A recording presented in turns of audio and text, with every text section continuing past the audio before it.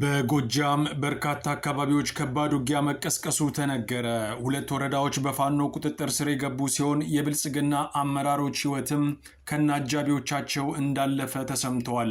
ውጊያው በየአቅጣጫው የተቀጣጠለው የአብይ አህመድ ሰራዊት አንድ የአፋብን ከፍተኛ አመራርን ለማፈን ሙከራ አድርጎ ከከሸፈበት በኋላ ነው ተብሏል።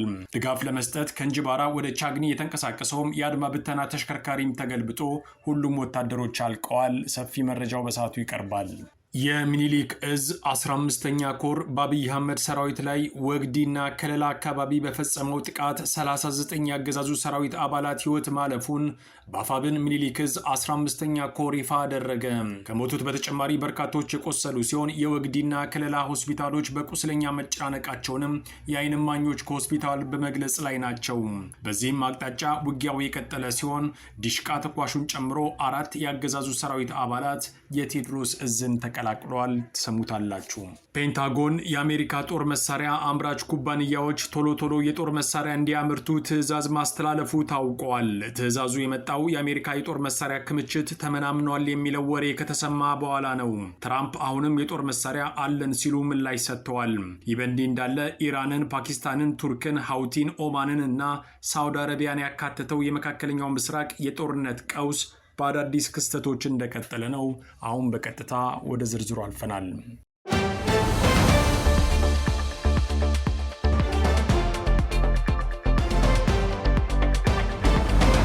በአፋብንና በአብይ አህመድ ሰራዊት መካከል የሚደረገው ፍልሚያ ጎጃም ላይ እንደ አዲስ ማገርሸቱ ተሰማ። በዚህ ከባድ ውጊያ አፋብን ወረዳዎችን መቆጣጠር የቻለ ሲሆን ከፍተኛ የብልጽግና አመራሮችና አጃቢዎቻቸውም መደምሰሳቸውን አስራት ከቦታው ያገኘው መረጃ አረጋግጠዋል። የከባድ ውጊያው መነሻ ምን እንደሆነም ታውቋል ተብሏል። በትላንትናው ምሽት የአብይ አህመድ ሰራዊት አንድ የአፋብን ከፍተኛ አመራርን ለማፈን ሙከራ ያደርጋል። ይህንን ቀድሞ የተረዱት የፋኖ ኃይሎች በአምስት አቅጣጫ የመጣውን የብልጽግና ሰራዊትን ቀድሞ በመምታት 5 የሰራዊት አባላቱ ሕይወት ሊያልፍ ችለዋል። ከዚህ በኋላ ነው እንግዲህ በየአቅጣጫው ከባድ ጦርነት የተቀሰቀሰው። የመጀመሪያ የፋኖ ኢላማ የነበረችውም ዚገም ወረዳ ስትሆን ፋኖ ወደ ከተማዋ በመግባት 20 የሚሊሻ አባላትን እንደመታ ታውቋል። በዚህ የተደናገጠው የአገዛዙ ሰራዊት የህዝቡን ንብረት በመዝረፍ እግሬ አውጭኝ ብሎ ሲፈረጥጥ ሌላ ታሪክ ደግሞ በዚያው አካባቢ ተመዝግበዋል። ከእንጅባራ ወደ ቻግኒ ድጋፍ ለመስጠት ሲከንፍ የነበረው የአድማ ብተና መኪና ተገልብጦ ሁሉም የሰራዊቱ አባላት ሕይወታቸው እንዳለፈ አስራት ከቦታው ያገኘው መረጃ አረጋግጠዋል። ትርምሱ ምሽቱን በቀጠለበት ተመሳሳይ ሰዓት ንጋት 11 ሰዓት ከ30 ላይ ደግሞ የፋኖ ኃይሎች ሉማሜ ከተማ ውስጥ ከባድ ጥቃት በመፈጸም ቁልፍ የተባሉ የብልጽግና ባለስልጣናትንና አጃቢዎቻቸው ላይ እርምጃ ወስደዋል። የሰላምና ደህንነት ጽሕፈት ቤት ኃላፊው ተመስገን ምስክር በዚሁ የሉማሜ መብረቃዊ ጥቃት ከነአጃቢዎቹ ሲደመሰስ ሌሎችም የሞቱ የብልጽግና ባለስልጣናት ሳይኖሩ እንዳልቀረ ተነግረዋል። ከተማዋን ሲጠብቅ የነበረውም ሚሊሻ፣ አድማ ብተናና መከላከያ ሽሽት እንደጀመረም ከቦታው የወጣው መረጃ አመልክተዋል። በእነዚህ አውደ ውጊያዎች በርካታ የጦር መሳሪያ ገቢ እንደሆነ የታወቀ ሲሆን ውጊያው አሁንም በየአቅጣጫው በመቀጠሉ ትክክለኛ መረጃውን ለማግኘት ያደረግነው ጥረት ለጊዜው አልተሳካም። እነ ጀነራል መሐመድ ተሰማ በቅርቡ ሲፈነጩበት የነበረው የጎጃም የድል ትርክት ውሃ የተቸለሰበት ሲሆን አሁን የጀነራሉም ሆነ የአሚኮ ድምፅ የት እንደገባ ጠፍቷል በመባል ላይ ነው።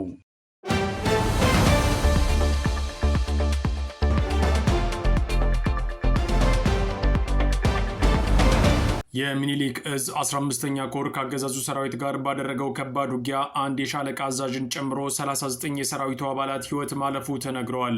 ከሞቱት የብልጽግና ሰራዊት አባላት በተጨማሪ በአካባቢው የሚገኙ ሆስፒታሎች በቁስለኞች እንደተጨናነቁ ታውቋል። በዚያው አውደ ውጊያም የጦር መሳሪያዎች ገቢ እንደሆኑ የተሰማ ሲሆን ያገዛዙ ሰራዊት የመዋጋት ሞራልም ወደ ድንጋጤ መቀየሩ በመነገር ላይ ነው።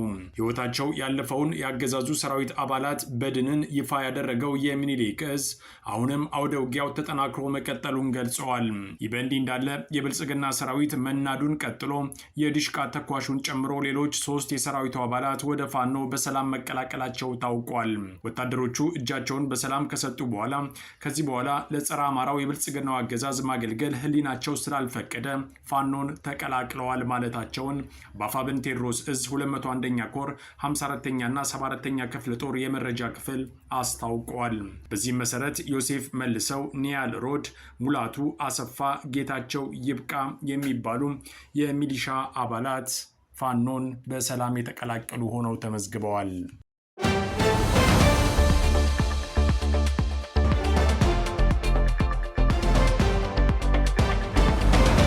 የመካከለኛው ምስራቅ ጦርነት በተስፋም በስጋትም ታጅቦ የቀጠለ ሲሆን የአሜሪካ መከላከያ ሚኒስቴር መስሪያ ቤት ፔንታጎን የአገሪቱ ጦር መሳሪያ አምራች ኩባንያዎች ቶሎ መሳሪያ እንዲያመርቱ ግፊት እያደረገ ነው ተብሏል። ኦማን በበኩሏ የሰላም ንግግሩ ተስፋ አለው ስትል፣ የየመን ሁቲ አማጽያን ደግሞ የሳውዲ መርከቦችን ማውደማቸው ታውቋል።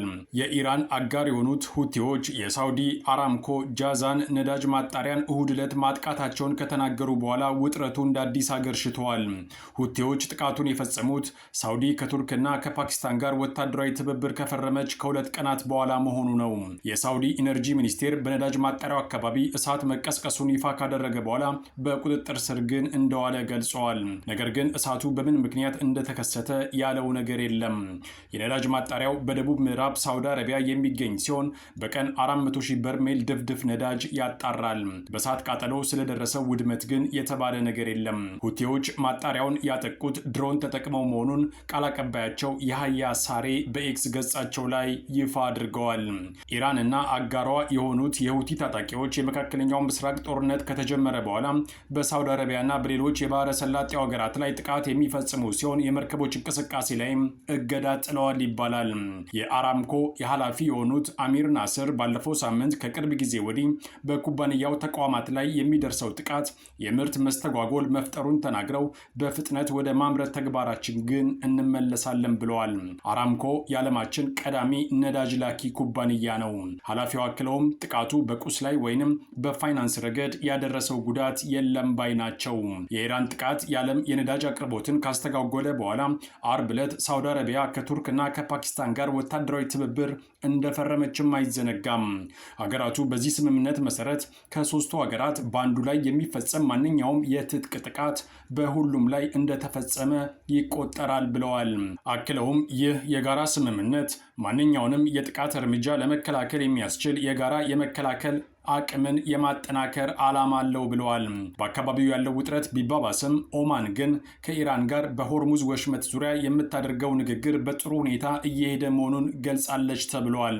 ቴህራን በበኩሏ ማንኛውም ስምምነት ወሽመጡን ወዲያውኑ እንዲከፈት ያደርጋል ማለት አይደለም ስትል ለሰላም ቅድመ ሁኔታዎችን ማቅረቧን ቀጥላለች። ሁለቱ ሀገራት ቅዳሜ ዕለት የሚደረገው ንግግር በጥሩ ሁኔታ እየሄደ መሆኑን ቢገልጹም ስምምነቱ መቼ እንደሚደረስ ግን ግልጽ አላደረጉም ተብሏል። የኦማን ውጭ ጉዳይ ሚኒስቴር በመርከቦች ላይ የሚፈጸም ጥቃት ንግግሩ ላይ አሉታዊ ተጽዕኖ እንደሚያሳድርም አስጠንቅቀዋል። የኢራን ውጭ ጉዳይ ሚኒስቴር አባስ አራጋቺ ውይይቱ የመጨረሻ ደረጃ ላይ መድረሱን የገለጹ ቢሆንም የወሽመጡ ዳግም መከፈት ግን በሌሎች ቅድመ ሁኔታዎች ላይ የተመሰረተ ነው ብለዋል። ቴህራን አሜሪካና እስራኤል በየካቲት ወር አጋማሽ ላይ ጥቃት ከፈጸሙባት በኋላ የዓለም 1/5 ነዳጅ የሚተላለፍበትን የሆርሙዝ ወሽመጥ ሙሉ በሙሉ እስካሁን ድረስ ዘግታው ቆይታለች። ከቅርብ ቀናት ወዲህ በኦማን እና በኢራን መካከል እየተካሄዱ ያሉ ንግግሮች ያተኮሩት በወሽመጡ ውስጥ አዲስ የመርከቦች መንቀሳቀሻ መስመር መክፈት ላይ ነው ተብሏል። በዚህ የባህር መስመር ላይ ሁለቱም አገራት ኃላፊነት የሚኖራቸው ሲሆን ስምምነት ከተፈረመ መርከቦች ያለ ችግር መንቀሳቀስ እንዲችሉ ያደርጋል ተብሏል። ነገር ግን የኢራን የውጭ ጉዳይ ሚኒስቴር አራጋቺ የወሽመጡ ዳግም ሙሉ በሙሉ መከፈት የሚወሰነው ሌሎች ቅድመ ሁኔታዎች ሲሟሉ ብቻ ነው ብለዋል። እነዚህ ቅድመ ሁኔታዎች ምን መሆናቸውን በሚመለከት ግን የሰጡት አጭር ማብራሪያ አልነበረም። የኢራን የደህንነት ኃላፊ መሐመድ ባጋር ዞልቃድር ደግሞ በሌላ መግለጫቸው ላይ አሜሪካ ባህሪያዋን እስክታስተካክል ድረስ የሆርሙዝ ወሽመጥ አይከፈትም ብለዋል። ኃላፊው አክለውም አሜሪካ 6 የኢራን ቅድመ ሁኔታዎችን ማሟላት አለባት ካሉ በኋላ ኢራን ላይ የምትፈጽመውን ጥቃትና ዛቻ ማቆም፣ ወደቦቿ ላይ የጣለችውን እገዳ ማንሳት፣ የታገዱ የኢራን ሀብቶችን መልቀቅ እንደሚገኙባቸው ጠቅሰዋል። የአሜሪካው የአሜሪካው ፕሬዝዳንት ከኢራን ጋር በቅርቡ ስምምነት ይደረሳል ብለው የነበረ ቢሆንም ምክትላቸው ጄዲ ቫንስ ግን ቅዳሜ ዕለት የሚቀሩ ነገሮች እንዳሉ በመግለጽ ጥርጣሬያቸውን ለፎክስ ኒውስ መናገራቸው አይዘነጋም።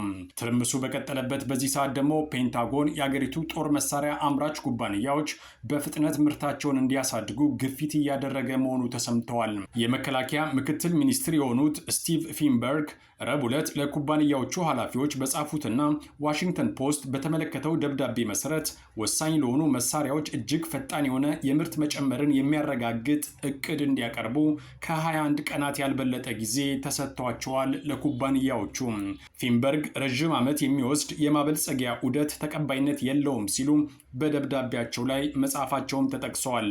የፕሮግራሞቻችንን የጊዜ ሰሌዳ እጅግ በጣም ማፍጠንና የምርት አቅማችንን አሁን ማሳደግ አለብን ብለዋል ፊንበርግ። ምክትል ሚኒስትሩ ይህንን ደብዳቤ የጻፉት የአሜሪካ ወሳኝ ጦር መሳሪያዎች በ5 ወሩ የኢራን ጦርነት መመናመናቸው ከተዘገበ በኋላ ነው። ፕሬዚደንት ዶናልድ ትራምፕ ባለፈው ሳምንት ወሳኝ የሚባሉ የጦር መሳሪያዎች ቁጥር መመናመኑን በተመለከተ የወጡ ዘገባዎችን አጣጥለው ከፍተኛ ቁጥር ያለው መሳሪያ አለን ማለታቸው ይታወቃል።